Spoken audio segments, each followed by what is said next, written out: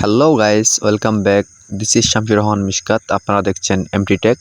So guys, আজকে আলোচনা করব ইউটিউব হ্যান্ডেল নিয়ে। রিসেন্টলি ইউটিউব যে হ্যান্ডেল একটা প্রোগ্রাম চালু করেছে, সেই ক্ষেত্রে আমাদের যারা নতুন ইউটিউবার আছে, যাদের 100 সাবস্ক্রাইবার কম বা 100 প্লাস হয়েছে, সবাই কিন্তু ইউটিউব হ্যান্ডেল যে ফেসিলিটিটা আছে সেটা পাবে। তবে সেক্ষেত্রে কিছু একটা সমস্যা দেখা দিচ্ছে। সমস্যাটা হচ্ছে যে আমাদের যারা বড় ইউটিউবার ভাইয়েরা আছে বা যারা ইতিমধ্যে কাস্টম ইউআরএল সেট করে রেখেছে, তাদের ইউটিউব চ্যানেলে কিন্তু একটা কাস্টম ইউআরএল দেওয়া হয়েছে। ইউটিউব হ্যান্ডেল কাস্টম একটা হ্যান্ডেল দেওয়া হয়েছে, যেটা চাইলে কিন্তু চেঞ্জ করা যাচ্ছে।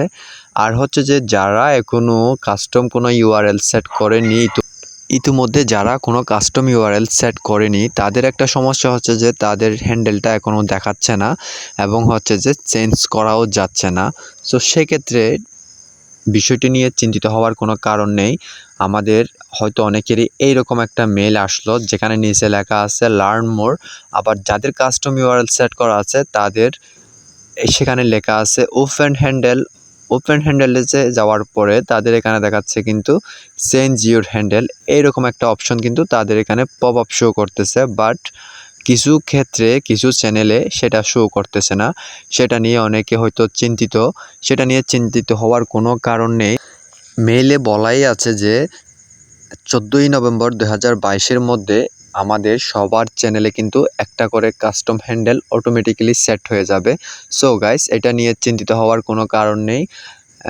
আজকের ভিডিওটি এখানে শেষ করব। আজকের ভিডিও থেকে যদি আপনি সামান্য পরিমাণে উপকৃত হয়ে থাকেন, তাহলে ভিডিওতে একটি লাইক এবং কমেন্ট করে যাবেন, আপনার মতামত প্রকাশ করবেন। আর চ্যানেলটি অবশ্যই সাবস্ক্রাইব করে পাশে থাকা নোটিফিকেশন বেলটি বাজিয়ে দিতে ভুলবেন না।